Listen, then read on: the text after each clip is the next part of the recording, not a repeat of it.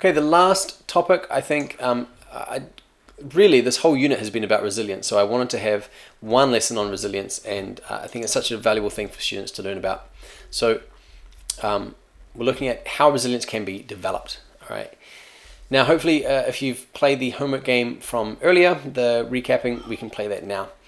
Gen Z, I chose the background images here very particularly. Now, this is just to get them rolled up, just get them a little bit engaged, but are they the weakest, least resilient generation? And we can ask that. Here's some stats, but if you look anywhere, you can find a range of statistics online that are showing that the younger generations have more mental health issues. It'd be good for students to discuss this. Now, one possible reason is not because they're any more stressed or they have more depression or anxiety, but simply because it's more aware.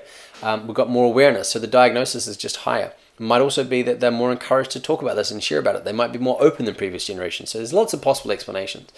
All right, but anyway, so some stats just to roll them up a little bit. Can they guess what do they think resilience means? Okay. 4-word definition, really good one. Positive adaptation despite adversity. It's the most common definition of resilience in the literature. Can they remember? What were the 3 secrets? Okay, we can recap that. This is where I like to talk about the serenity prayer. Everything we've learned about stress, I feel like it all just comes back to this so much. Accept the things I cannot change. Courage to change the things I can, right? That is the approach mindset. I can change it, right? I can...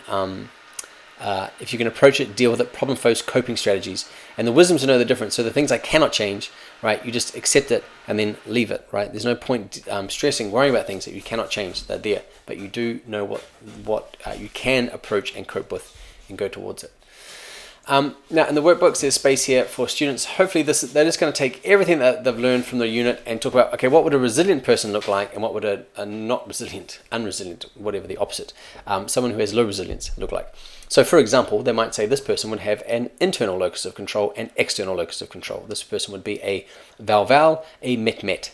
And now, if they need help, it's all in the textbook, or you can watch, listen, lecture, the examples here. Okay. Now, just getting towards the end of the unit, could be a good chance for students to go through and have a look how complete is their workbook. All right, now that is the end of all the content, and then next up we look at the methodology.